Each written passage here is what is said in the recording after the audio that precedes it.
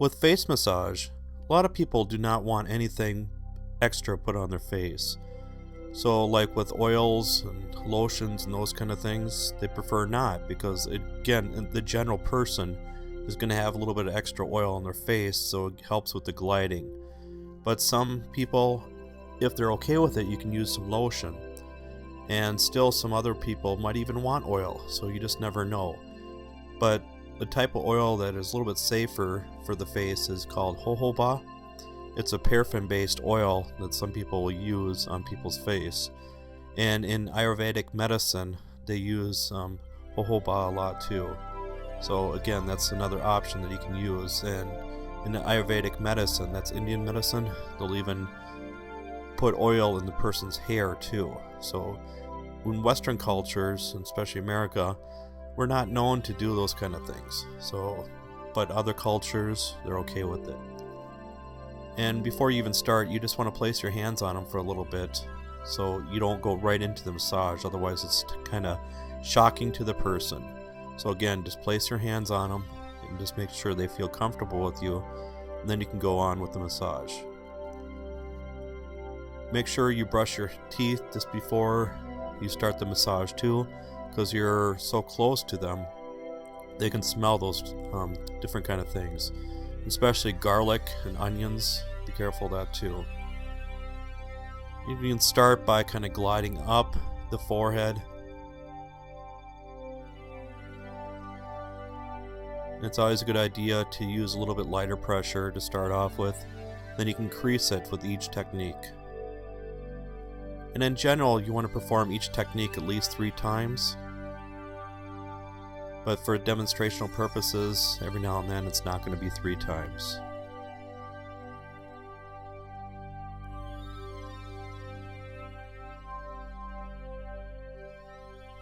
And this is really good for like a sinus headache. But if they have a sinus infection, you want to stay away from that area. You can even use your forearms, but more the flexor side, the flat side there. Because if you use more of the extensor sides, it's going to be a little bit more scratchy.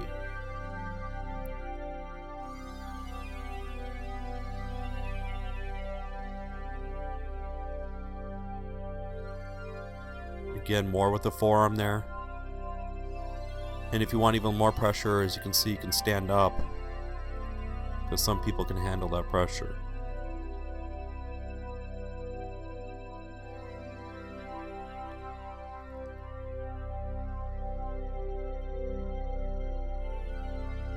Make sure you're not too close to the eyes if they do have contact lenses. And most people don't have hard contacts anymore. But if they do, it's definitely a good idea to stay away from the eye region, because they can dislodge.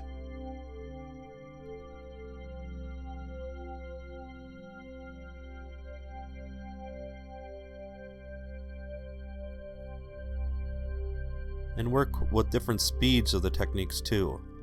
So some of them really slow, the other ones you can speed up a little bit, kind of like a roller coaster.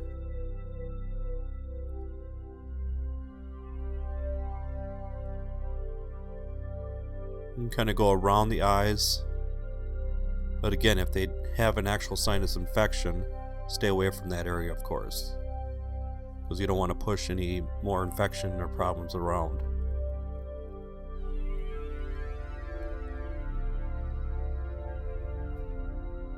You can glide around the lips, but make sure they do not have braces at all, because it will hurt.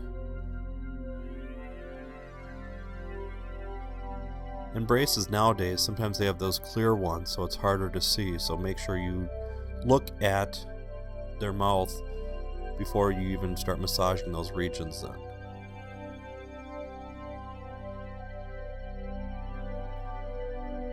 And with the face, there's a lot of gliding techniques, of course. And some people believe to use more pressure going up and less pressure going down the face.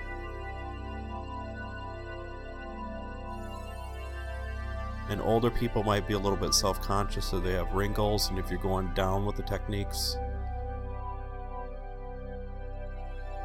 and not necessarily you're going to make them even worse or anything, but again, it all depends on what they feel comfortable with. And watch your body reactions. If there's something that they don't like, the body's going to tell you things without them actually saying anything. There I was just warming up my hands. So it's really good for eye fatigue. And you can even leave them on there for 10 or 20 seconds. And that's something you can do on yourself at home too. And the ears are really good to massage. There's even a thing called ear reflexology. And a thing with acupuncture, they believe a lot of different parts of your body are in the ear. So you can use needles. Of course, we can't use needles, but acupuncturists can, if you're certified to use those, to help with problems in the body. And with that, some people even use them for like quitting smoking or helping with weight loss.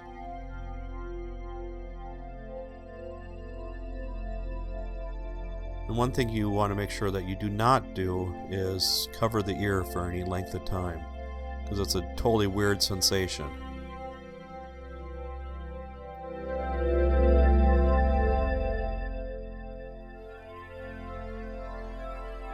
And you can go back behind the ears too for the techniques.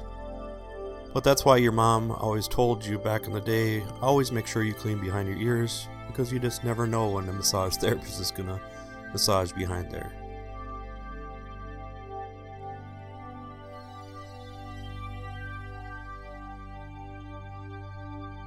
As you can see, you can go around the face, make longer techniques that way.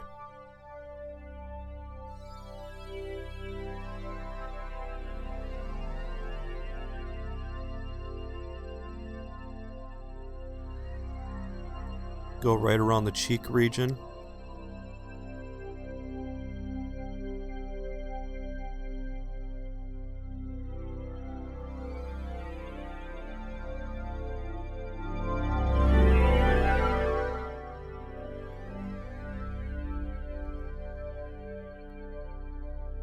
So again, you remember 3 times for each technique at least. Probably average of 4 to 5 or so.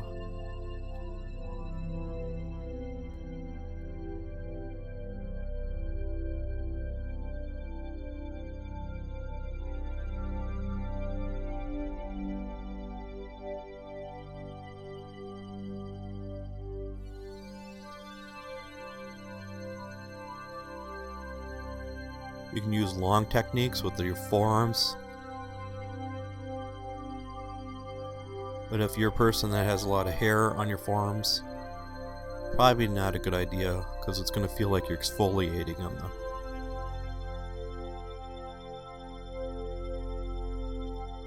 And as you can see, you're kind of bringing the technique into the hair. So it's a really long technique then.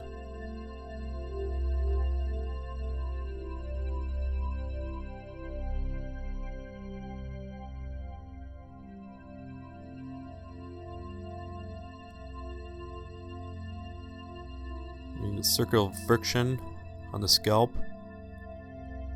This is why people pay the big bucks when they go to a spa to get their hair done.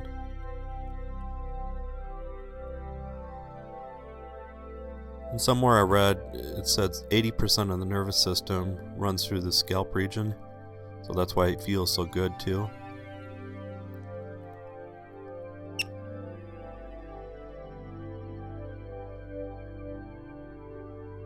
And there I'm just using my thumbs, either separating or even circular friction with the thumbs.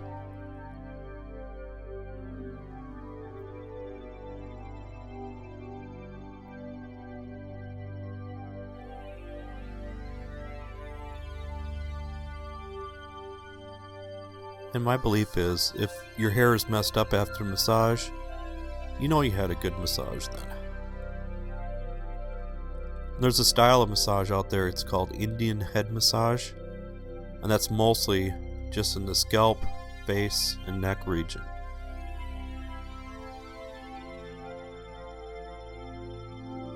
And that style can even be be performed when the client is sitting. They don't even need to be undressed at all.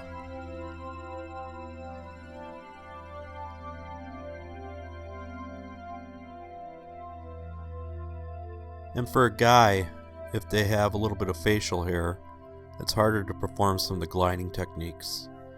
So you're going to have to more stationary circular friction techniques.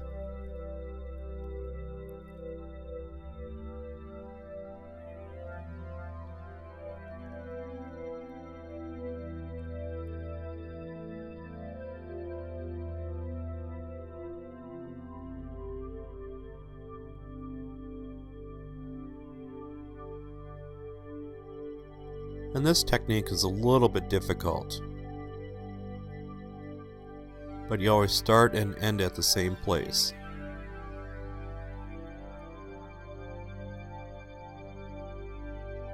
So I'm performing the same technique on the other side too.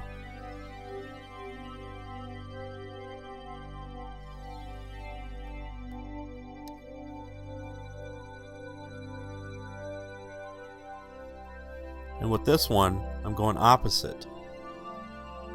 Make sure you master the first one before you perform this opposite one.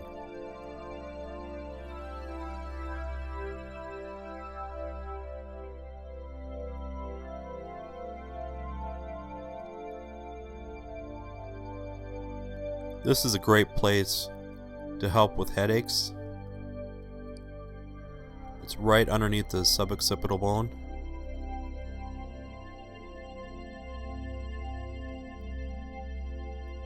And Janet Travell, she's the founder of Trigger Point Therapy, calls the suboccipital muscles the ghost headache muscles because they're so small, but they give you so many problems.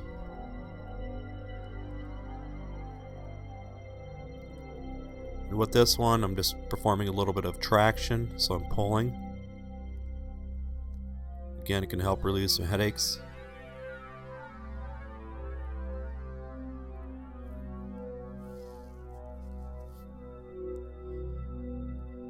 This one, you're going to see how relaxed they are. So you're going to kind of rock a little bit back and forth.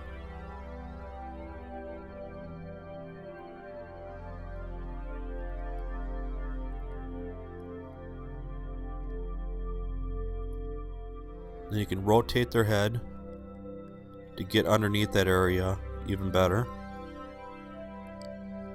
But whatever you perform on one side, make sure you turn the head and perform it on the other side too.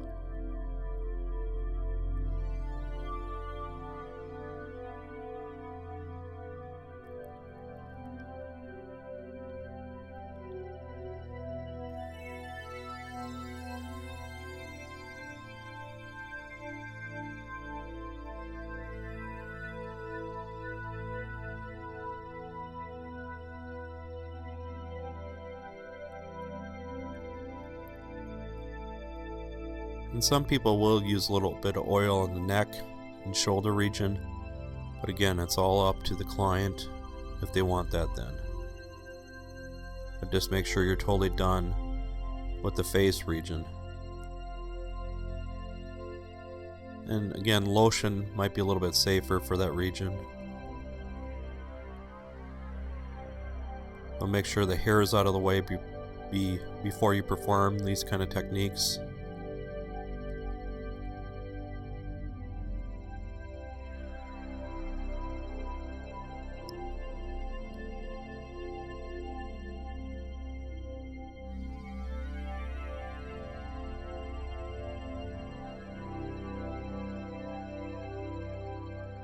And you can even use your knuckles when you're coming up, if they want a little bit more deeper pressure, of course. But again, whatever you perform on one side, make sure you perform it on the other side too.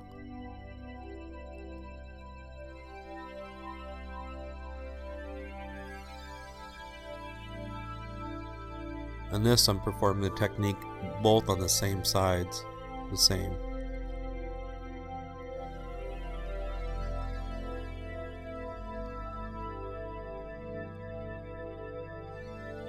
And it's always a good idea to kind of finish the technique out, so right underneath the suboccipital ridge is a nice ending spot, or in the hair if you're not using any oil at all.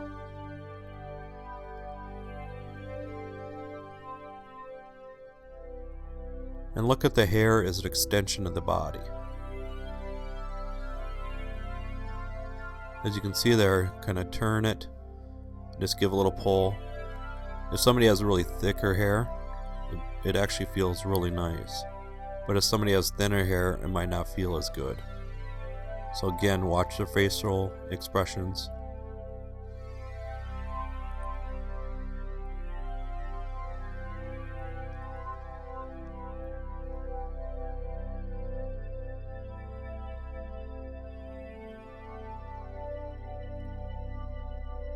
And you can even go underneath the head this way.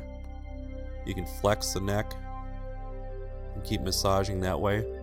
Or you can kind of rotate the head from side to side and glide up at the same time.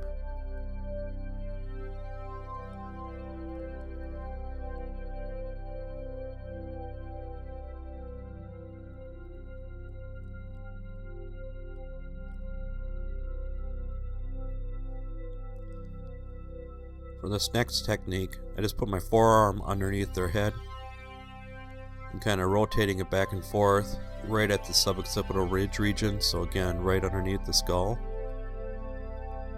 Just kind of rocking the head back and forth, but try not to put a lot of pressure on the spine, of course.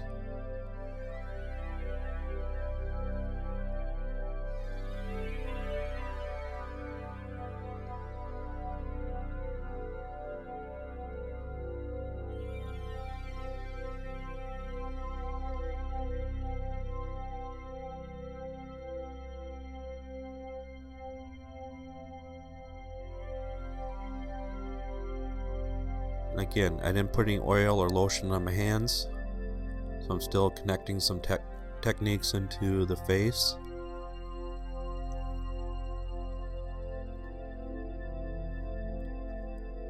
And when you're kind of finishing the face region, you can use some nerve techniques, they're called, kind of like feathering. And I myself, I use these kind of techniques before I'm going to another area, so it's kind of letting the person know I'm done with this area, I'm going to go to another area then.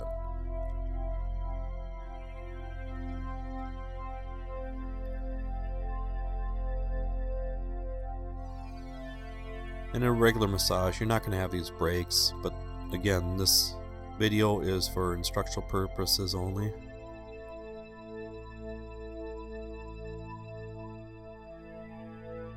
And with this technique, I'm just performing a stretch. So sometimes it's better to get more pressure if you cross your hands, so it's better to push than to pull. And again, don't cover the ear at all. And whatever you perform on one side, again, make sure you perform it on the other side too.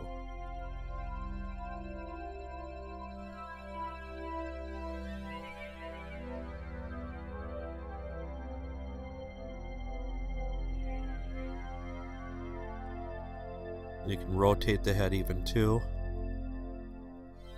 to get a little bit different stretch. So with this stretch, you're stretching more of the back muscles, and also the sternocleidomastoid.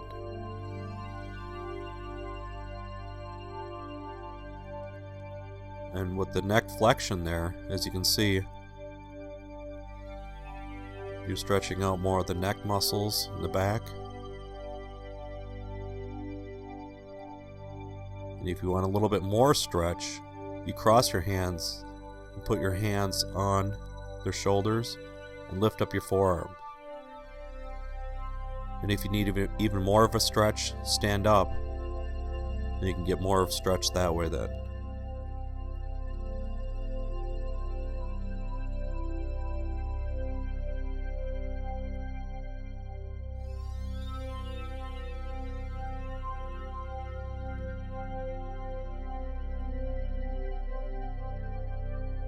And give the neck a lot of concentration there.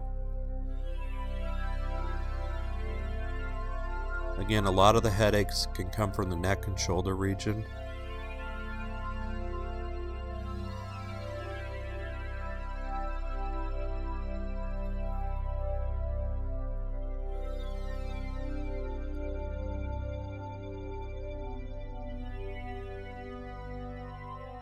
You can perform a little bit of the technique with longer techniques there, incorporating a little bit of the shoulders into the neck, and the face, and the neck, and shoulders, and just all over the place. And everybody's going to be different with the techniques. So even your classmates,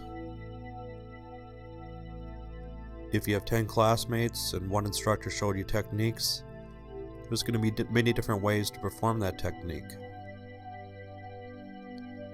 So everybody's going to give their own flair to it. And that's what makes us a little bit original too.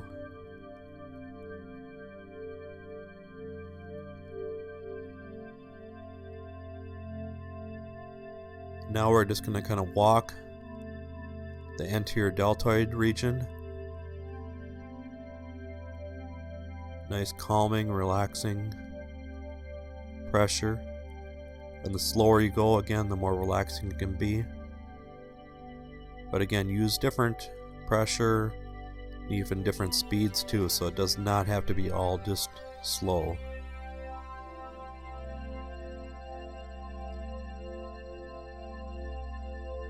I call this technique walking the body.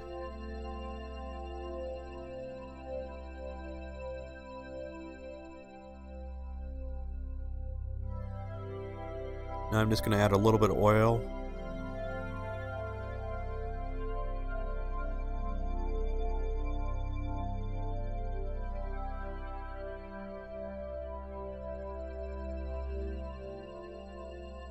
It's a good idea to kind of warm up the oil before you place it on the body.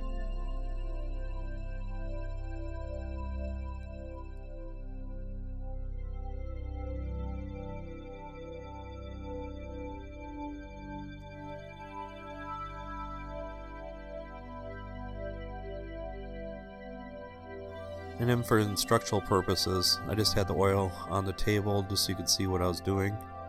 But in general, try not to have the oil on the table if possible. Most people will have a holster, so that's where they have the oil in.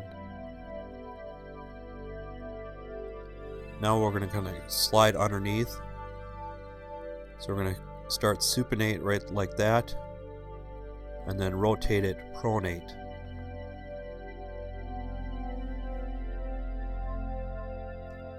It's really good for the rhomboid region.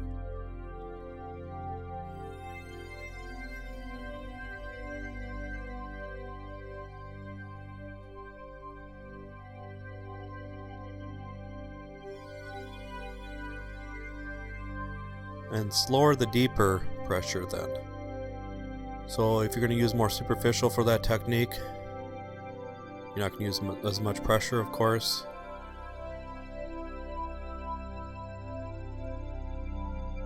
And watch their facial expressions if it's ever too much, of course.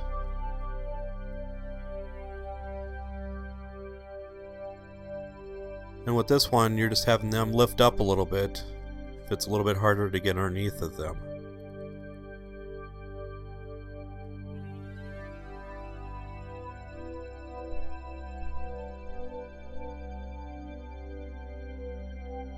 And when you're underneath them, you can either use your knuckles or your fingertips.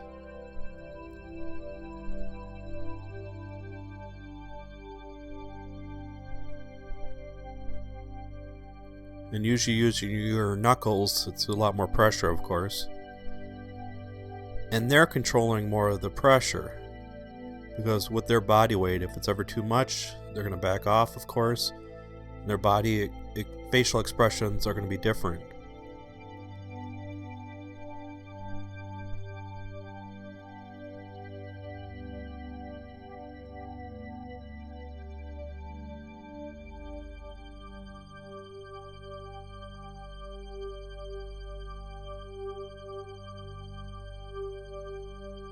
And for this one, we're going to perform a traction technique. Your hands underneath the suboccipital ridge there and on top of the head, and you're just lifting towards yourself. And for this, when somebody has been in a car accident, if you're working in a chiropractic office, that's where you're going to see more traction.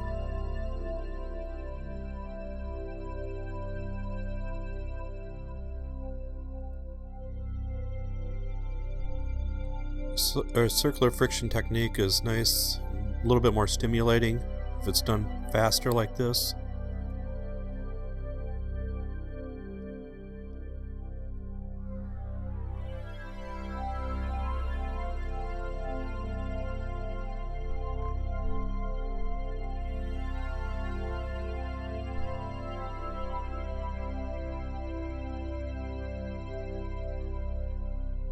And again, try to use longer techniques.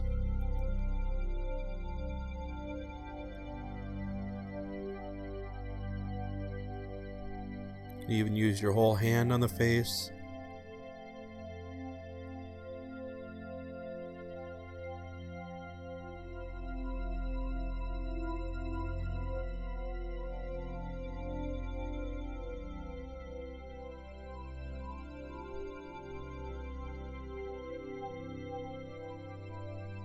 Right there, as you can see, the sternocleidomastoid, a big one for headaches.